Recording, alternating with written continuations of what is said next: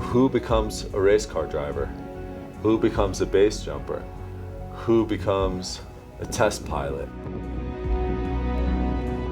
The will to just try something big, something dangerous, something extraordinary, it's part of who we are.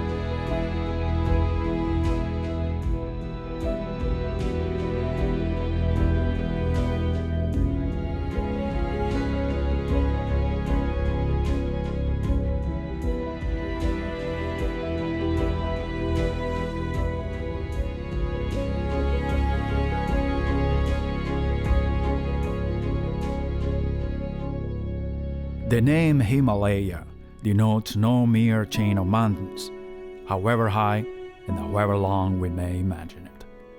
It denotes a complex system of ranges, of intricate valleys, and of mighty rivers that has no rival upon the face of the earth. Some of the greatest glaciers of the world are contained in the Karakoram range. In no part of the Himalaya do we find such a number of very high peaks in so limited a space. The basin of the Baltoro Glacier appear by all accounts to be the most suited to a mountaineering and exploring expedition.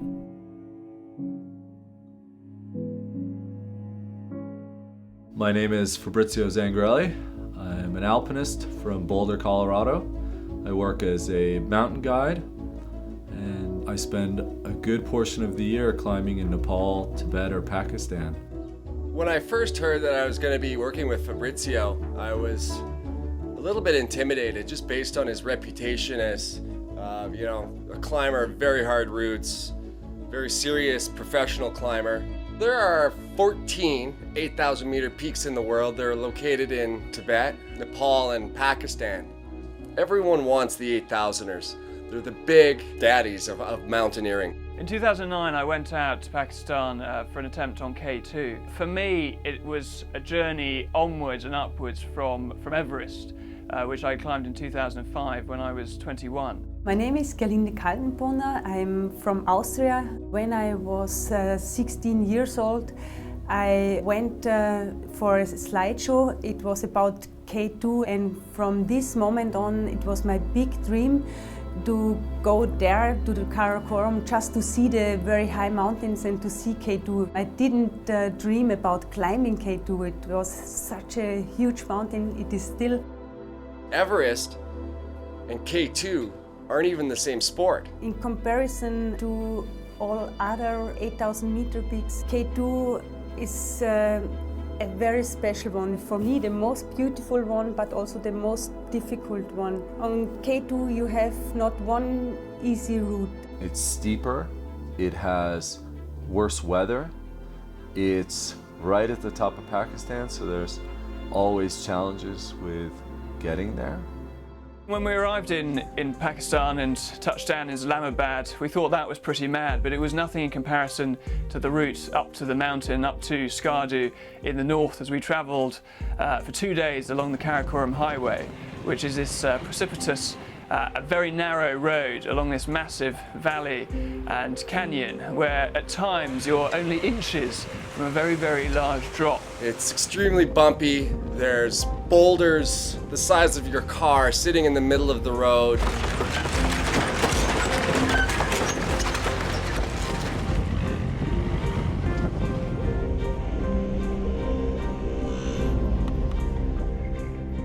Well, we've just arrived in Skardu after another 10, 11-hour bus journey, so the whole thing I think ended up taking 30 hours, which was a hell of a lot longer than we were expecting.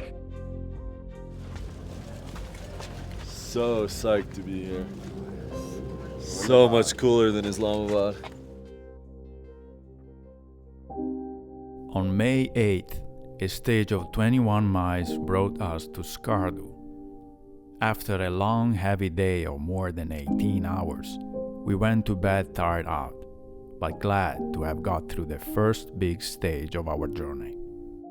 We had covered about 225 miles in 11 days among the chains of the western Himalaya.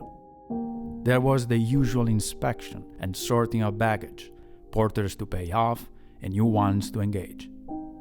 At 5 o'clock, we went to see the polo match, got up in honor of the Duke. The polo ground is very large and lies on a flat, natural terrace to the west of the city, overlooking the great sandy plain and the splendid amphitheater of snowy ranges.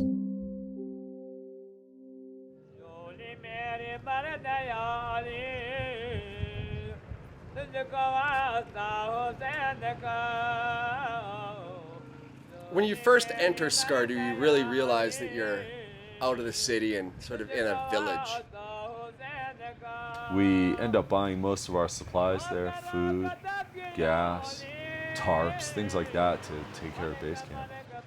Has anybody seen the movie Vertical Limit if you're on the K2 expedition?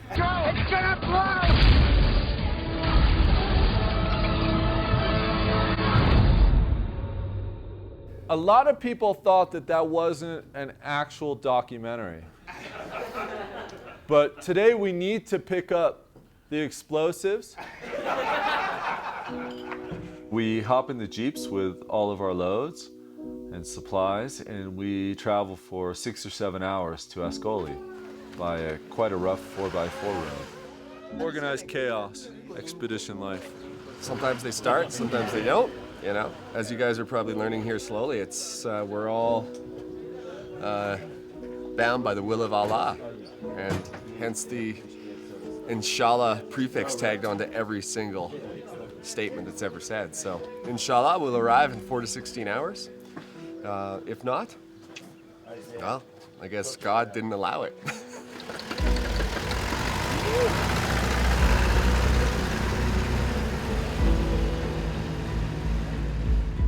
At 6:30 in the morning, we left Skardu with 111 porters and 8 saddled ponies to cross the Indus and penetrate into the Karakoram ranges.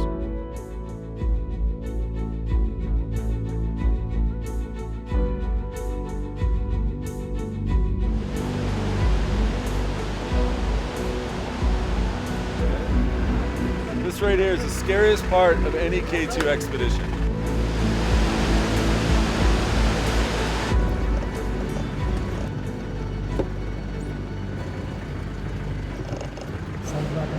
There's a lot of water coming.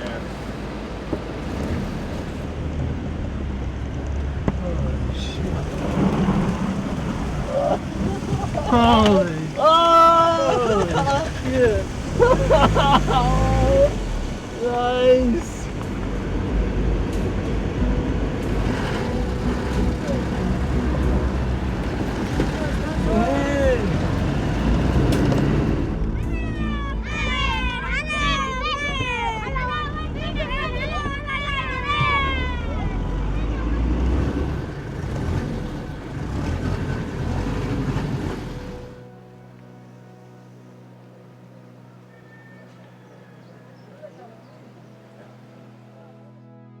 Few communities are so cut off from the world as this little population of Ascoli.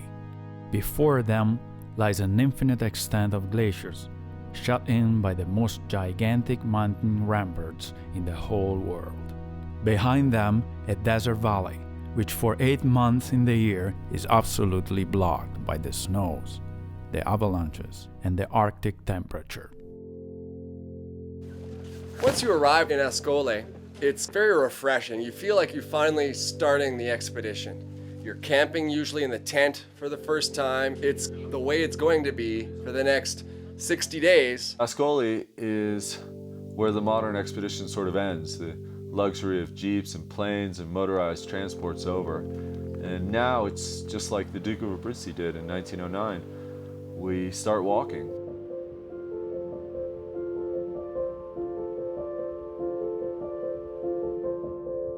Now at last the real journey had begun. The camp life that brings one into the close communion with nature is so good for body and mind. Walking is really the only kind of locomotion that puts us on equal terms with the world about us.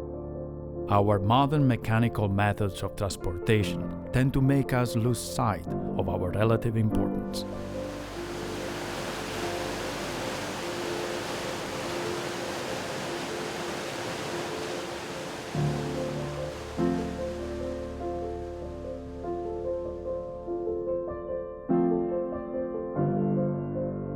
All the way from the Duke of Abruzzi and Sella's expedition in 1909 until the mid-2000s, everybody had to wade across the river.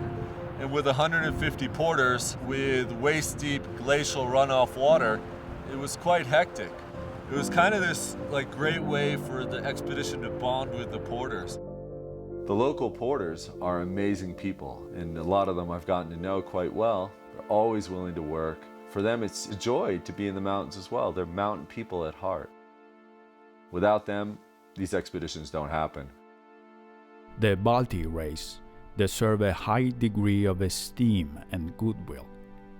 Without their excellent qualities as porters, it would be impossible to organize expeditions in this region.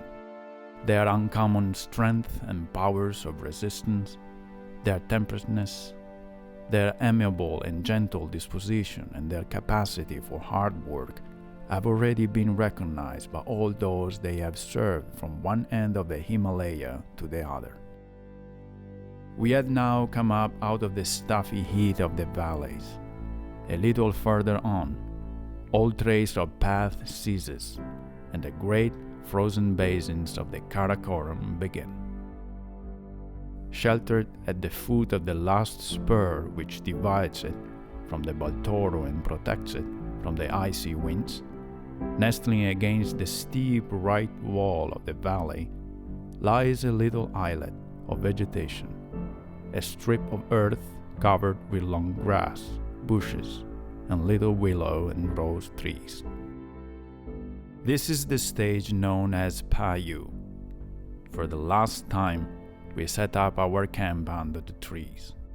The walk from Ascoli takes 6 to 7 days to base camp. Payu is day 2 or day 3. We oftentimes spend 2 nights there. After all the international travel, the jeep ride, and then a day or 2 of trekking, everyone's ready for a bit of rest.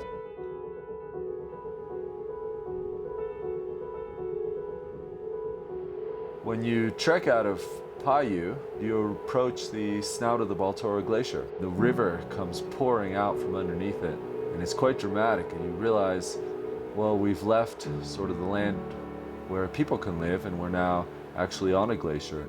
We're properly immersed in the shale and the rocks and the moraine and the ice of the Baltoro Glacier, which is making life pretty interesting. Very, very slow going. As you're winding your way through this maze, a foot or so under your feet is tens, perhaps even hundreds of meters of solid ice. And it's incredible to think how these millions or billions of tons are slowly pushing their way down through the valley, carving itself out. And you're wandering around trying to find a safe and secure route from one camp to the next camp.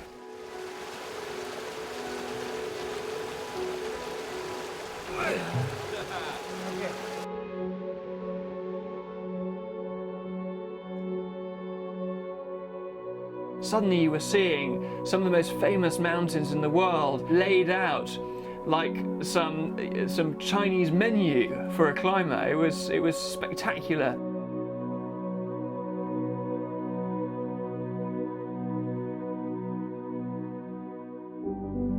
The Baltoro ascends as far as the foot of the Gasherbrum in an almost straight line, with an even regular slope and a uniform width of about 2 miles. No alpine valley has the elements of anything even remotely similar to this vast roadway of ice between its precipitous walls. It is beyond all comparison. No description, even with the assistance of photography, can succeed, I fear, in giving a just conception, even if a faint one, of this extraordinary region.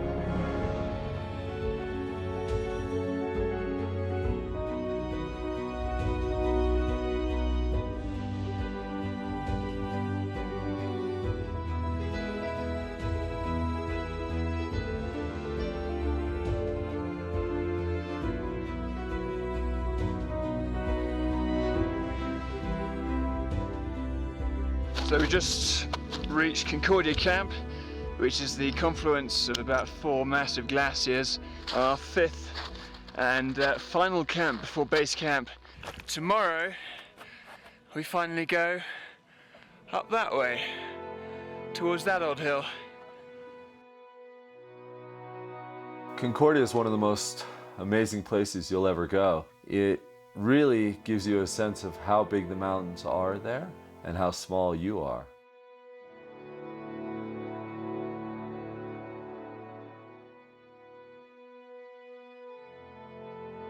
I've had people on my expeditions look at the mountain. They're going to climb this thing. They get to Concordia and they say, I'm not doing this. To hell with this, I'm going home. I'm like, what are you talking about? We just got, no, you kidding me? Look at that thing. When I came the first time to Concordia, we turned to the left and saw K2. For a moment, my heart stopped beating, really. It was, wow, just amazing. Down at the end, alone, detached from all the other mountains, soared up K2, the indisputable sovereign of the region, gigantic and solitary, hidden from human sight by innumerable ranges, jealously defended by a vast throng of vassal peaks, protected from invasion by miles and miles of glaciers. Even to get within sight of it demands so much contrivance, so much marching, such a sum of labors. The trek from Concordia to K2 Base Camp takes anywhere from 5 to 7 hours. It's a bit humbling. If there's good weather and you're looking straight on at K2, it can really stop and make you think a little bit. It's been 4 years since I summited Everest, and don't get me wrong, it was very hard work at times, but I did it, I achieved it. And so, of course, afterwards, the most logical question was, what next? Obviously, I can't go any higher than Mount Everest, but can we do something similar which is much more technically demanding and much more of a challenge? Our base camp is located on the south side of K2, and the south face holds some of the more classic routes. Right in the center is called the Magic Line. It was named by Reinhold Messner, one of the greatest Himalayan climbers of all time. To this day, it's only been climbed by 2 expeditions. Further to the right, you have the Abruzzi Spur, named after the Duke of Abruzzi, the 1909 expedition. They arrived at the bottom of the mountain and found this spur, the south-southeast spur. It seemed to be the most viable option to gaining the summit. It later went on to become the route that the first ascent team in 1954 used. Our route, called the Chesin, about 1/3 over from the right-hand side. It's a mixture of snow, ice, and rock climbing, averaging about 55 degrees, with a few steeper sections. And we'll have 4 camps on our way up the mountain, and hopefully get ourselves in a good position to make a summit attempt, inshallah. K2 towered up immediately above us. The impression made upon us was so strong, so moving, that no words can convey it. Broad Peak is opposite, across the valley. To the south there is a spreading view that ends in the gentle and reposeful outlines of the Bright Peak.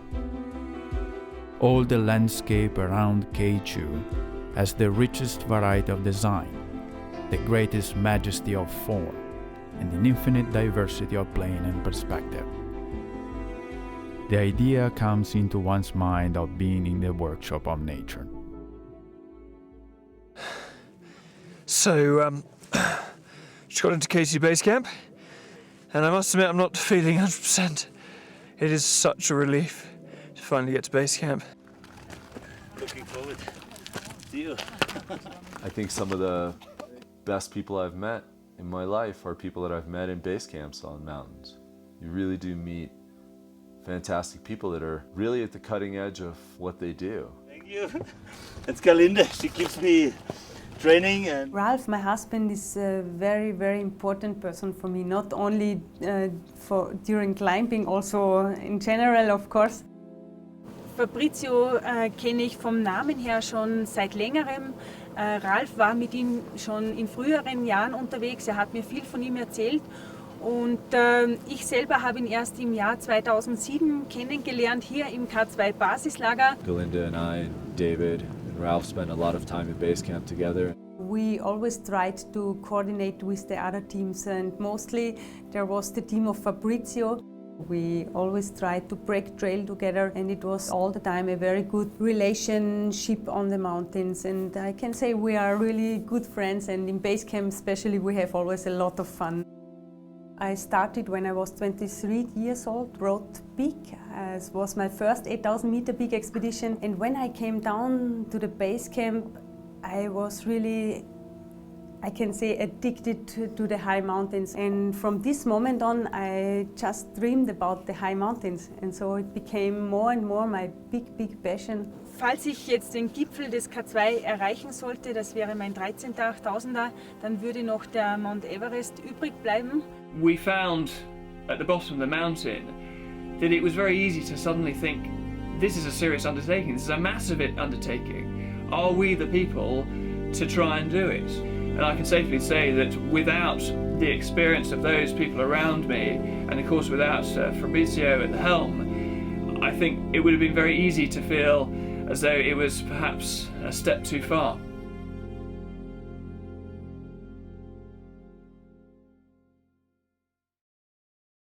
Pretty heavy day today. We watched a couple of skiers skiing down the mountain from Camp 2, down the same route as we're going to be going up.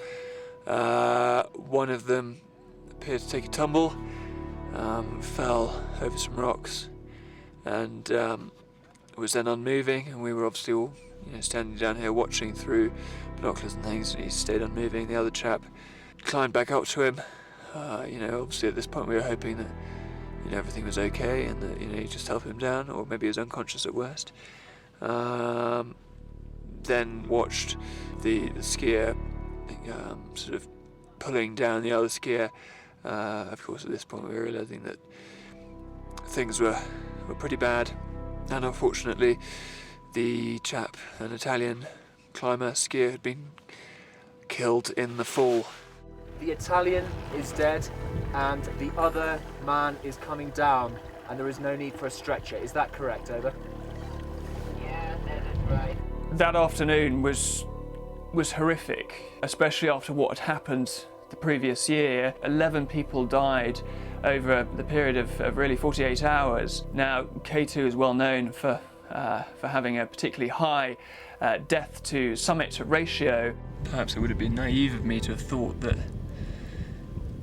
we would have come here and this whole season would have been fine and dandy and nothing would have happened.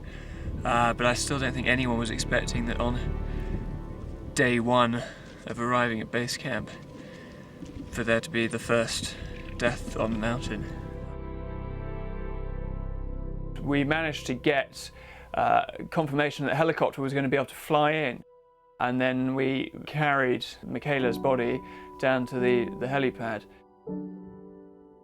We spent a good couple of hours trying to keep Friedrich entertained, trying to sort of keep the mood light, playing silly games.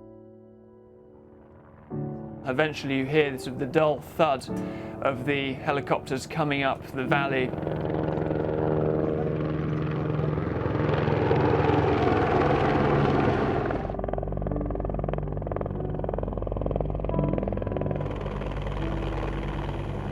They came into land, we loaded Michaela's body onto one of them. In some ways, after the initial shock of what had happened the previous day, it almost had a very matter-of-fact quality to it. We were just getting on with a job, despite, of course, what we were really doing. And very quickly, then we got Friedrich and his kit onto the other one. Frederick I knew quite well. He was close friends of many friends of mine. We all decided to come back together the next year. We had really perfect conditions at around 8,300 meters in the bottleneck. We got the last weather forecast from Ralph. He told us it will become a perfect day, and it was just few moments later when Frederick fell. I thought I have to look for him, maybe I can help him somehow, but then Ralph told me by radio that he fell down till 7,000 meters, and I knew that there is no more help.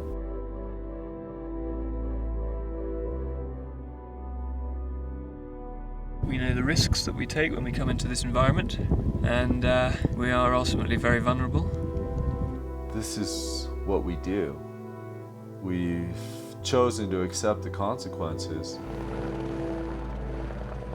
The sound of the rotor blades got less and less as the echoes disappeared down the valley. We were all standing around at base camp. In some ways it felt as though that episode was very much over, but of course it just reiterated the fact that now it was up to us. Now we were there, and our focus and our main effort was the mountain itself. We then set out to the foot of K2. The weather was perfect for the first time since we had set foot in the glacier. The clear sky, the pure transparent air, and the splendor of the sunlit snow seemed to us like a welcome to the region, and filled our minds with the boldest of hopes.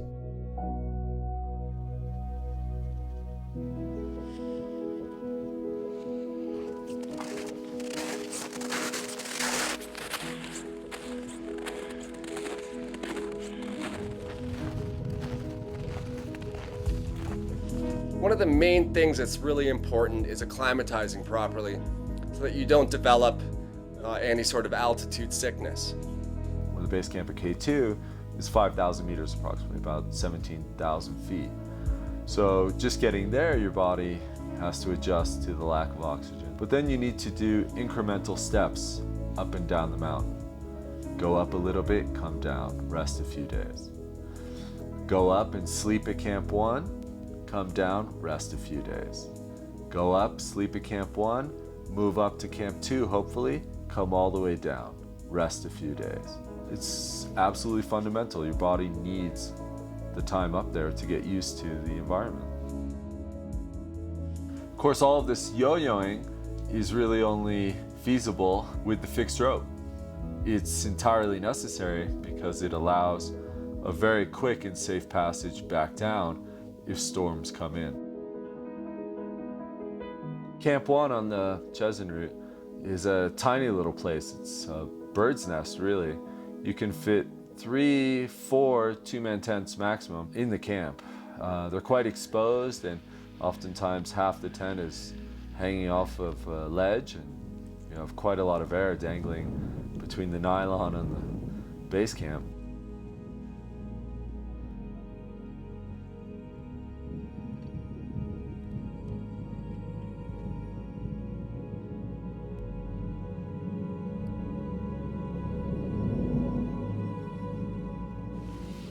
What do you feel like for breakfast? No, I guess I'll have whatever you're having. Well, I think today's menu is not that. Fruity muesli with milk powder. Oh, I wanted porridge with strawberries. What about the chicken korma? We could do chicken korma. That could be Sounds quite pretty good. hearty. So that's a man's breakfast, isn't it? Should we do that? Yeah. Let's have it then.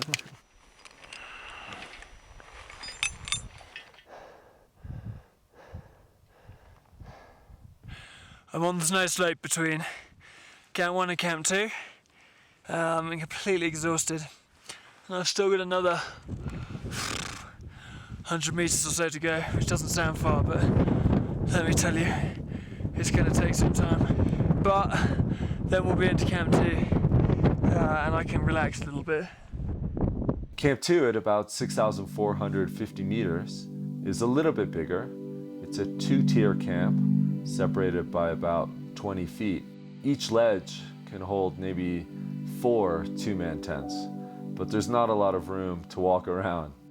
I think this is going to be home sweet home. It's not the widest of ledges, and I think we'll be okay. We'll survive the night as long as we're all tied on securely.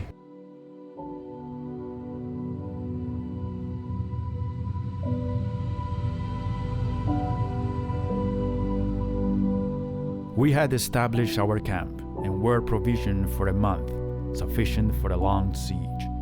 The tents were set up in 2 rows on the level stony surface of the moraine. The Duke had already made a cursory examination of 2/3 of the circumference of the mountain. Nowhere had he discovered an easy, obvious, and safe route to the peak, and the undertaking assumed a doubtful hue. When we did finally fix into Camp 2 after about 2 weeks of the expedition, we came across what we call dead tents that have been left from the season prior. Everybody's aware of the events of 2008. Many people made the summit but didn't come back down. There were a large number of climbers on K2. They got lucky with a summit day that came, and the day was quite good. Many people went to the summit. Unfortunately, the Serac broke loose above the bottleneck, and it took away the fixed rope. A lot of the people who were on K2 2008, we knew. We'd been there previous years with them. We'd been on other mountains with them. I've come down today to the Gilkey Memorial, which is about half an hour's walk from base camp. And as the name suggests, this is a memorial to those who've sadly lost their lives on this mountain. Art Gilkey died in 1953 on the American expedition high up on the mountain. It involved a whole team effort to try and rescue him for several days, trying to get him down, and in the end he was swept away in an avalanche. So in 1953 the rest of the American expedition set up this memorial, and ever since then it's been used as the K2 Memorial.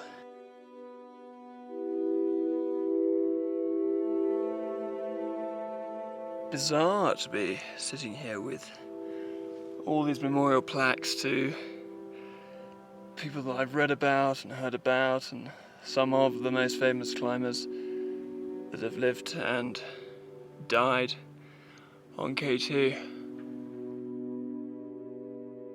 Just in that last half decade, 7 people that I have climbed with on K2 have died. Not all on K2, but it's a small tribe of people that go there.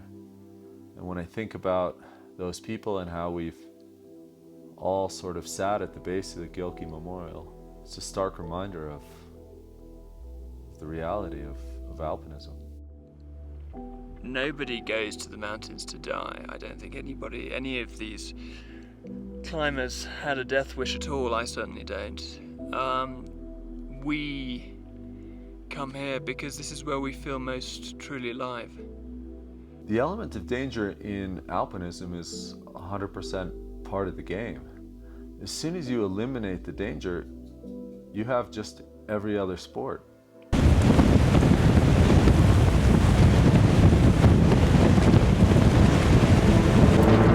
Pretty shitty conditions up here. Just on our way down from Camp 1. Hopefully try and go back down safely to base camp. Very, very windy, a lot of spin drift. Pretty awful, as you can imagine.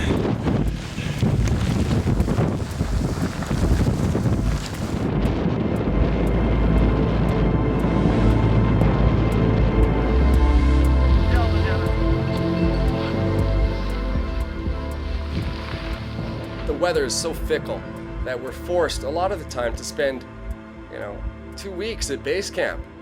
When I talk about the weather on K2 being so bad so often, It's hard to actually understand how bad it is. When you're stuck in base camp for 4 or 5 days, maybe sometimes up to 10 days, and all it's doing is snowing or spitting rain. Oftentimes in base camp, we're wearing down pants and big down jackets just to be comfortable enough to eat dinner. Judging from the experience of the few explorers who had preceded us, it was to be feared that the chief hindrance to mountaineering in the Karakoram would come from the extreme instability of the weather. The wind whistled on the high ridges as violently as on the Alps in the winter. Storms raged about the summits and the snowy peaks, and long streamers of fog, tattered and tenuous, were brought up by the southwest wind.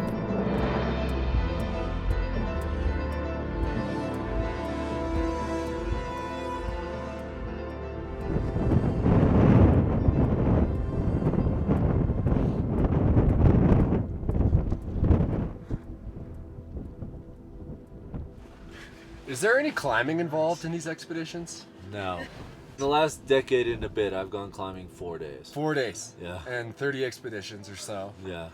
It's awesome. Like you get all this gear, you get all these toys and headphones, and you kind of show up here and you just sit here. Yeah, fester. And then Fester. what you do for Wallow in your own 68 filth. days is come up with a list of excuses. Why you didn't climb?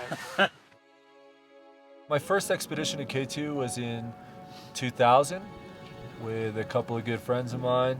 It's just one of those things. Totally perfect summit day. Leave the shoulder, make very quick time up to the bottleneck. We're passed at that point by a group of people on oxygen. And I come across Muhammad Ali slumped in the snow. He's a well-respected high-altitude porter. He'd been working for the team that passed us. I assessed that he'd had a stroke, and the immediate decision was to try and get him down. I made it to about 8,450 meters. I could see the summit. The summit slopes were in front of me, and I, at that point, realized I could be on the summit in an hour and a half or so. But the greater challenge was to get this guy down. In 2005, I came back. We went back to the Abruzzi to acclimatize, managed to go to the shoulder, and my climbing partner and I went directly up the south face to the right of the magic line. Unfortunately, couldn't continue to the summit. Winds were about 100 kilometers an hour and had to repeat the route. Coming back down through the icefall, which very, very scary place to be. Definitely not meant for humans.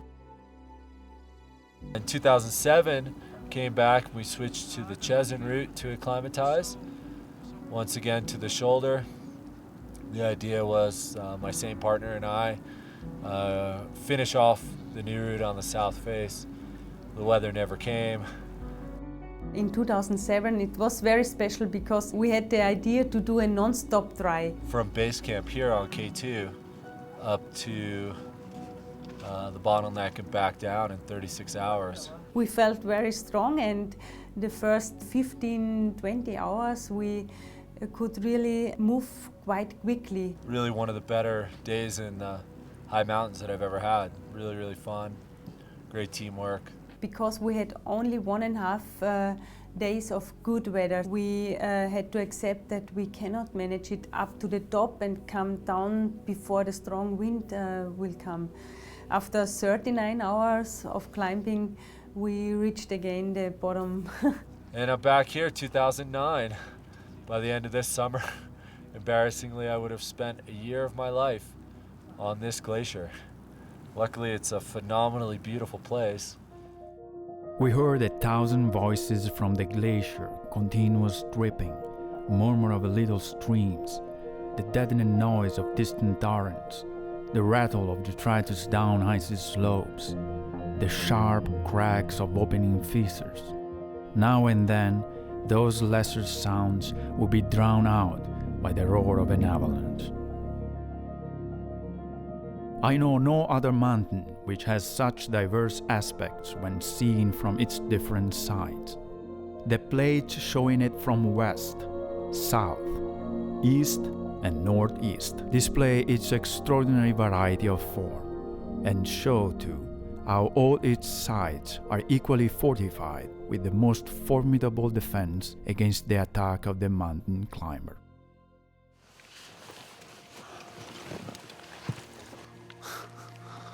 Gotta love summit attempts that start off in snowstorms. Sind zu dritt vom Basislager aufgebrochen, Fabrizio, David und ich, mit dem Ziel, den K2 am 26. Juli zu versuchen. The forecast for the weekend is not bad, and let's see.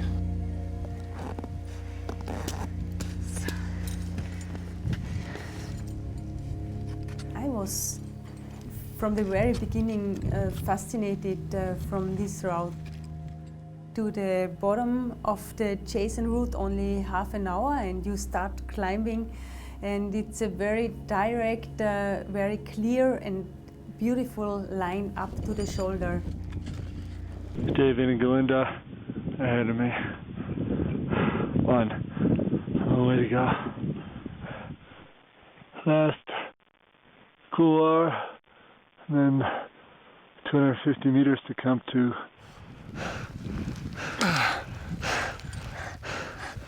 Another beautiful day climbing K2. What do you think, David? I hope it's still snowing in.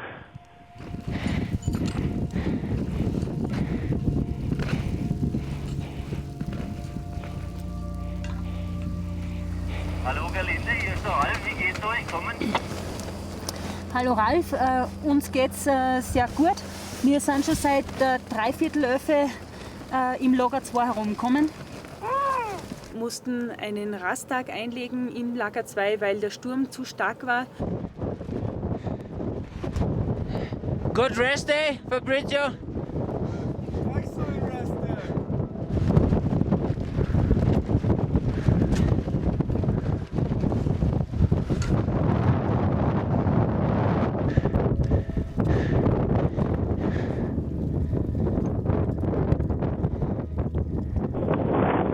Forecasted at 50 to 60 Canada. Sometimes you gotta climb the path to be able to summit in the good. Whew.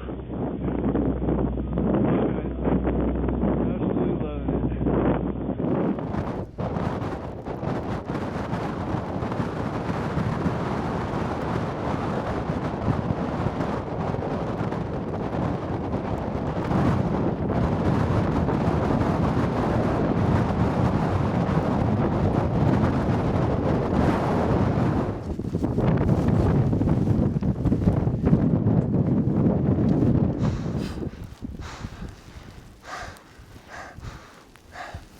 Almost over.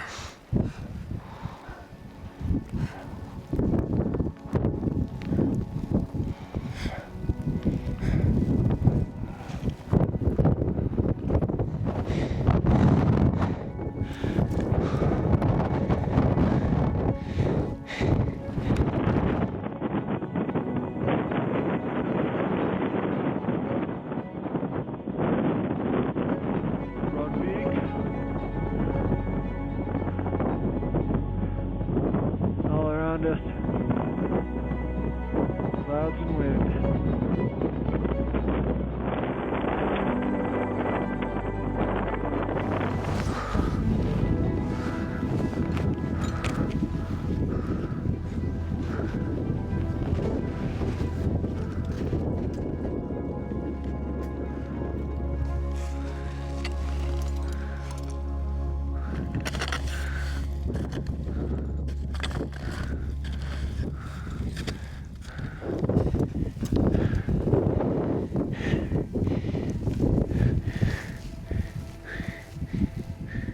Camp 4 on the shoulder, just about 8,000 meters, is a massive plateau the size of a football field. It's not so steep, it's about 15 degrees, so it's pretty easy to put tents in there.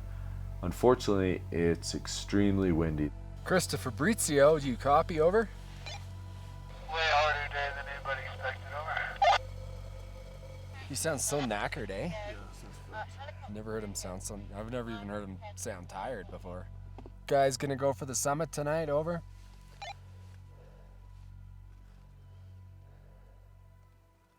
I don't know if I am. I fixed a lot.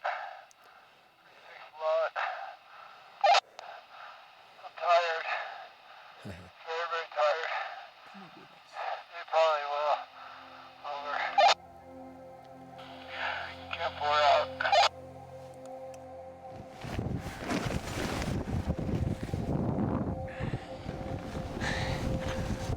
Vom letzten Lager auf 7850 Meter, das ist unterhalb von der Schulter, sind wir dann nur noch zu zweit aufgebrochen, David und ich.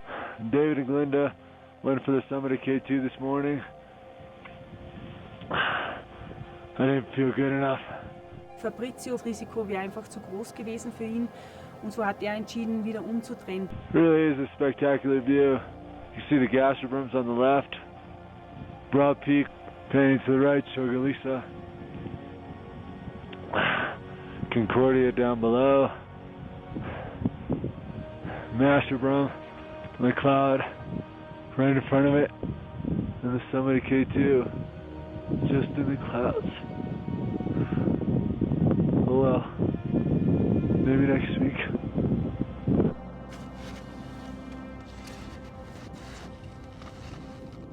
I had a very strange feeling, almost fear to climb through the bottleneck. The big ice serac were very fragile, and we had in our mind the bad accident from 2008. We tried to climb through the rocky part on the left side, but we had to accept that it was impossible for us to climb there. Very loose rock. In the afternoon at 3 o'clock, we had to decide to turn back.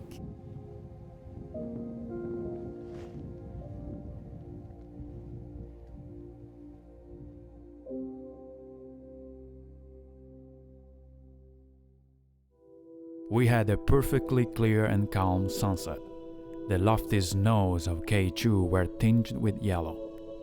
The most delicate wisp of rose-colored cloud barely hit the topmost peak, and the triple shadow flung itself all across the mighty wall, growing more and more distinct. The moon, not yet in sight, was projecting upon K2 the giant profile of Broad Peak, while the northern face of the latter still diffused a tranquil white light from the snowy surface. Twilight was always followed by severe and increasing cold. Profound silence would brood over the valley, even weigh down our spirits with indefinable heaviness. There can be no other place in the world where man feels himself so alone, so isolated, so completely ignored by nature, so incapable of entering into communion with her. The simple fact is that these are not mountains like other mountains, and one cannot look at them without disquiet and foreboding. I've spent a lot of time at high altitude. I know how my body does. I know when I'm pushing too hard. The morning that they left for the summit, I knew that it wasn't possible for me. I could get down just fine, but I didn't know if I could go up and get down fine. Of course, we always have to keep in our mind that we have to come back safe. This is the highest priority, of course, and just to feel how far I can go when I have to return, this is quite difficult. These 8,000 meter peaks, there's such a jump in just physical challenge and the demands on the human body. A lot of people really can't cope with them. I think when you're quite new to this game, you get so excited when you're, 600 or 700 meters away from the summit of an 8,000 meter peak that regardless of how your toes feel or your fingers, the moment comes and And if other people are going to go to the summit, you don't want to turn around and have to go back to your office or your wife or your friends and colleagues and say, oh yeah, I was unable to. You come to appreciate that success is not about standing on the summit. Success is about coming back with all your fingers and toes intact, with all your team together, and maybe with some good photos and some good stories. A summit is merely a bonus.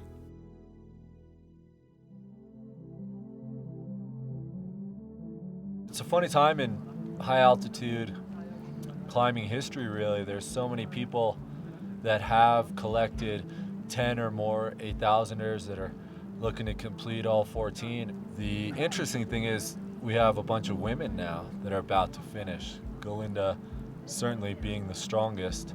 Galinda's out front, breaking trail, leading pitches, fixing lines if need be. To climb without supplemental oxygen is very important for me. If you use supplemental oxygen at around 8,000 meters, it's like you climb on 6,500 meters, and it's a big difference. I really want to climb with my own energy. Als Besteigung nicht geben. Da würde ich lieber vorher umdrehen, bevor ich mir eine Maske umhänge. This kind of style just isn't being done by many of the other women that have collected a high number of the 8,000ers. I think I'll be really disappointed if somehow Galinda isn't the first. I never thought about if I'm the first, second, the third or fourth woman who reached the top of all 14 8,000 meter peaks. For me, it was always important to do in my own style, without supplemental oxygen and without help of high altitude porters. Let me just give a little quick brief update here from K2 Base Camp.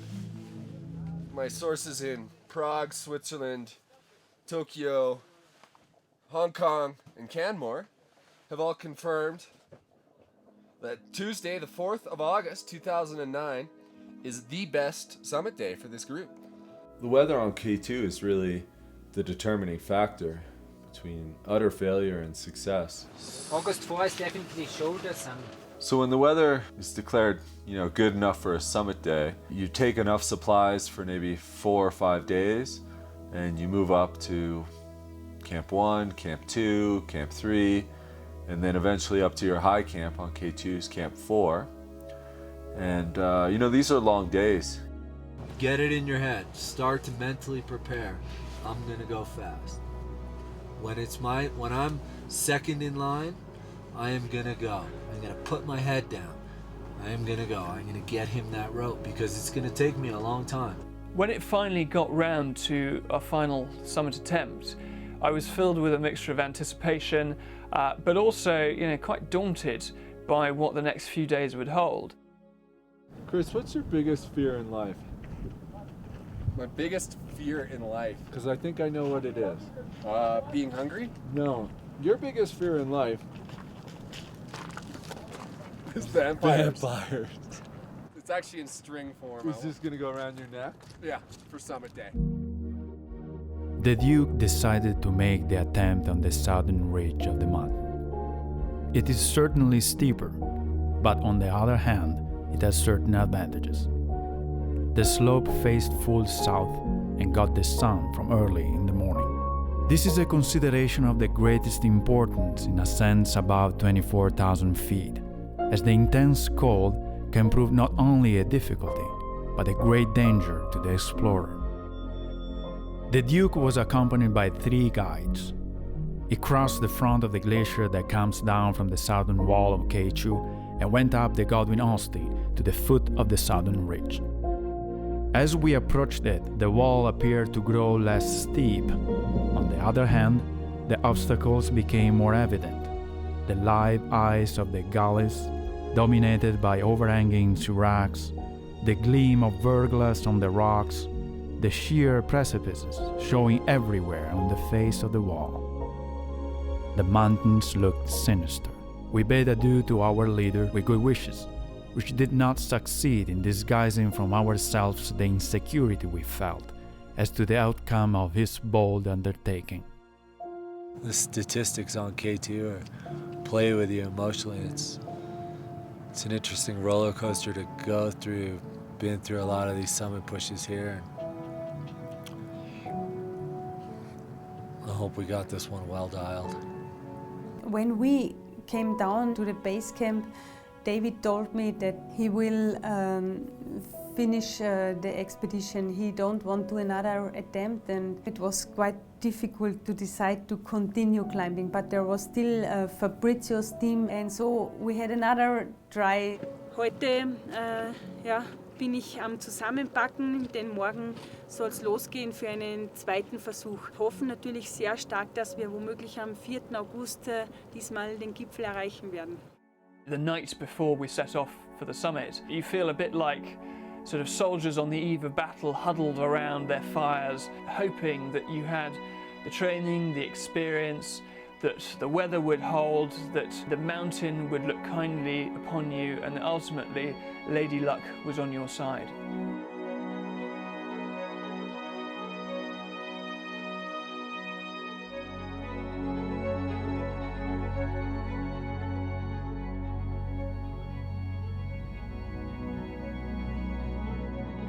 Same fucking big avalanche. Luckily we're just gonna get dusting. Get ready to get your lungs frozen.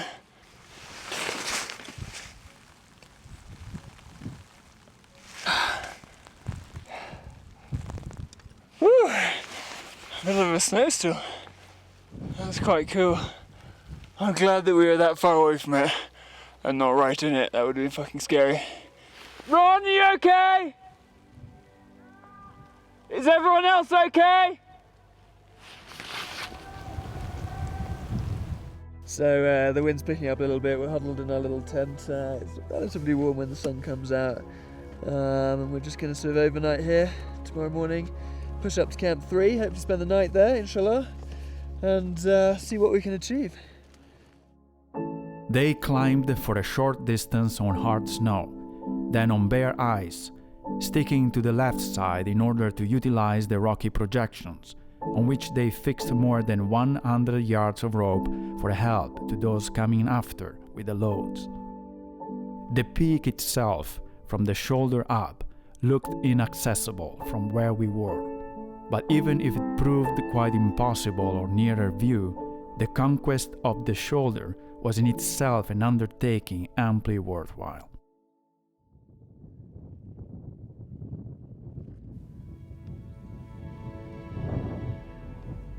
Once we got beyond the rock buttresses, we had this long snow shoulder which led onto the Banana Ridge and then up towards Camp 3.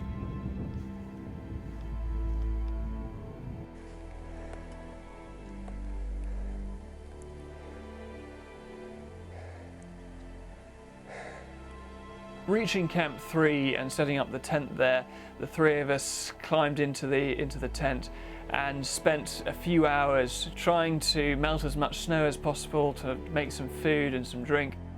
The excitement and the apprehension of what the next 24 or 36 hours would hold meant that we had a pretty sleepless night.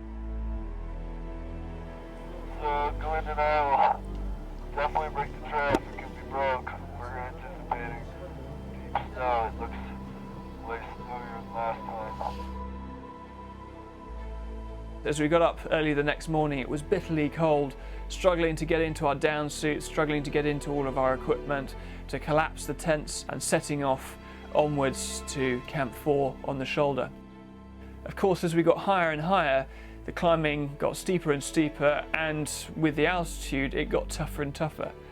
Every step you took, it felt like it was going to be my last. My legs were burning, my lungs were screaming, trying to draw in what little oxygen there was in the air, and my heart was pounding so hard I thought it was about to burst out of my chest.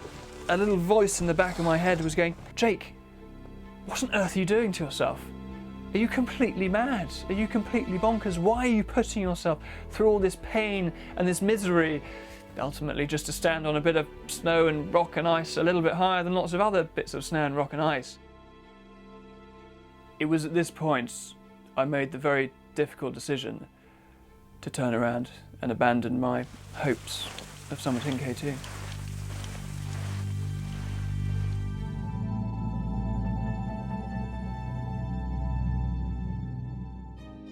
After having reached the height of certainly 20,000 feet, they found themselves on a slender crest of rocks, quite broken and crumbling, so as to give no security to the foot nor safe hold for the hands. On one side went down steeply into the valley the couloir by which they had come up. On the other, a dizzy steep of ice descended to the Godwin Austen, 3,000 feet and more below. They went on for 3 hours, climbing always toward the reddish rock where the Duke had hoped to set up camp, and never reaching it, though it seemed constantly within a few steps of them. Looking for 75 meters to the shoulder. We'll leave it about 5 minutes over. Finally, after many hours of climbing, you come up to the shoulder. It's a very flat place, and then starts the beginning of the bottleneck, and there it is again very, very difficult and dangerous also. When you do make it up to Camp 4, you really want to be there as early in the day as possible. And then you usually start around 1 or 2 in the morning. It's pitch black, it's freezing cold, you know, you're a little bit dizzy. It's quite daunting. Summit day on the expedition is like life compressed. You experience so many different emotions throughout the day. You know, you can wake up feeling absolutely terrible and want to go home, and then you start walking and you look around you and you just feel totally elated and just amazed by the beauty that's around you and love it. And then you're like, that's why I'm doing this.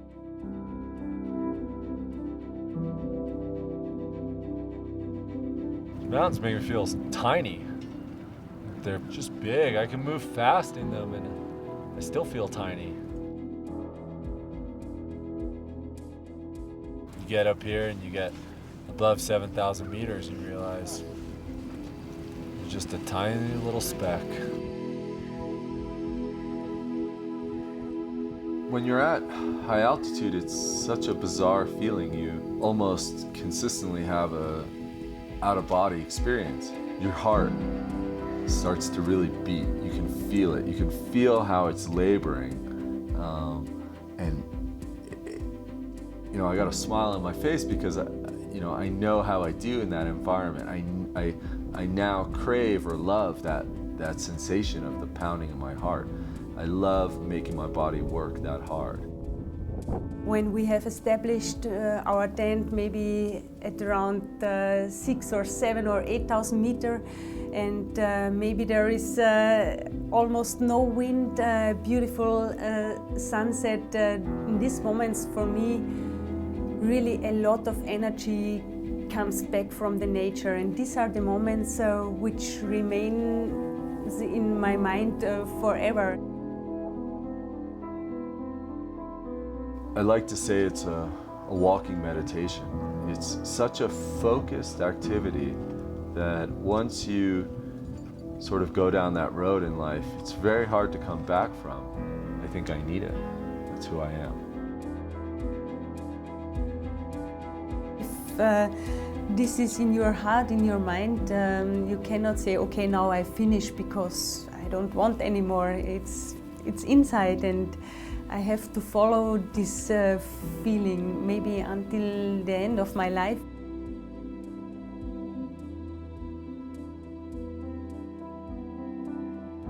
We had an absolutely beautiful, spectacular day. The sunrise was perfect. Just about 500 meters off the summit of K2 here. I'm not too sure if you can make out the little dots. There's a few people in front of me. This is the view off the shoulder. It's absolutely amazing. That's Broad Peak, the Gasher Brooms, the camp on the shoulder, China. The sun is coming up. No news as of yet, but as far as I know, she's pushing the route through the bottleneck. Over.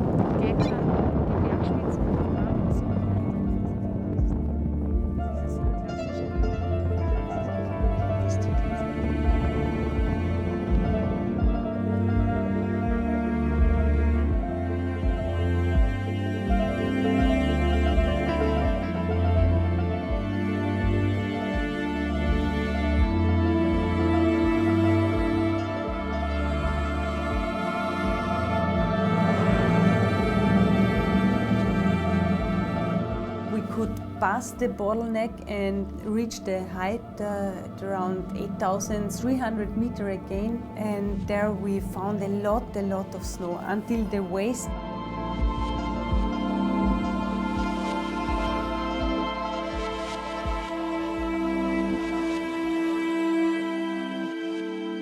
The guides finally came to the reluctant conclusion that it was useless to proceed further. It was hopeless to think of bringing so long and formidable an ascent to a successful issue, when from the very first steps they had met with such difficulties as made the climb barely possible to guides not hampered by loads. After weeks of examination, after hours of contemplation and search for the secret of the mountain, the Duke was finally obliged to yield to the conviction that K2 is not to be climbed.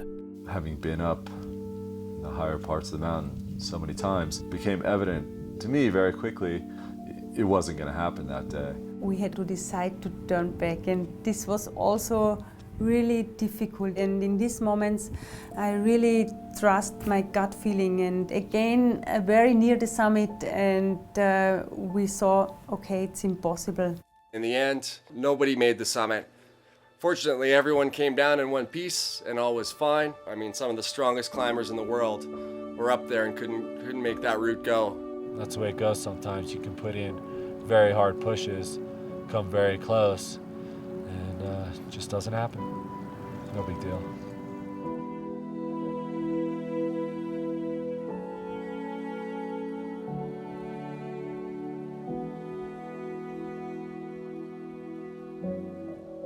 The day ended in a sunset of indescribable beauty. The mountain seemed to throw off its hostility and become serene once more. The pale blue sky became softly tinged with rose. One by one, the light left the surrounding heights, forsaking last of all the three great summits of Broad Peak.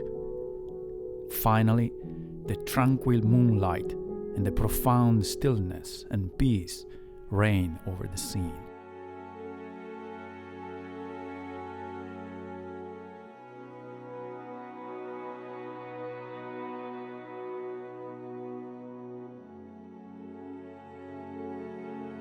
After 2010, I went home and I didn't know if I want to come back to K2. I felt that I have to get distance to this mountain, and I thought maybe this mountain does not like me. This was in my mind. But then one day I felt that I have to go back.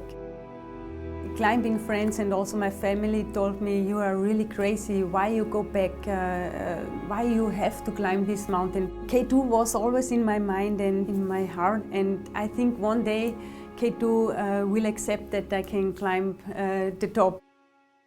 There are lessons to be learned from every trip, from every wall, from every rope length that you climb.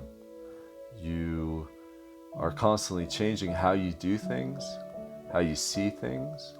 You don't really worry too much about summits. You want them, you chase them, but you really better enjoy the day in, day out activity of being there. You're ever present in the moment.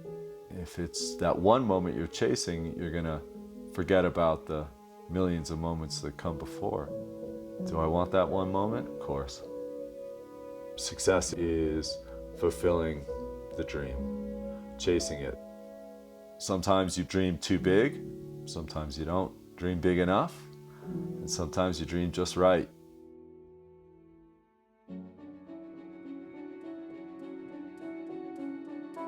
After 2010, I decided it was very important not to try again bottleneck, for me to avoid this part of the mountain and not to come back to the south side of K2.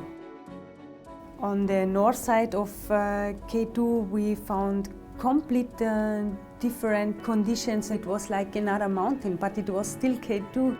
I could really identify with this side. It was always a good and warm feeling. finally at 6 p.m. in the evening we could do the last steps to the highest point of K2, and this is very difficult to explain what was inside my heart, my mind. There were so many strong emotions, all the very beautiful but also the very sad moments which I had on K2 were very present in this moment. We had a very beautiful evening. The sunset was just so intense and it was overwhelming.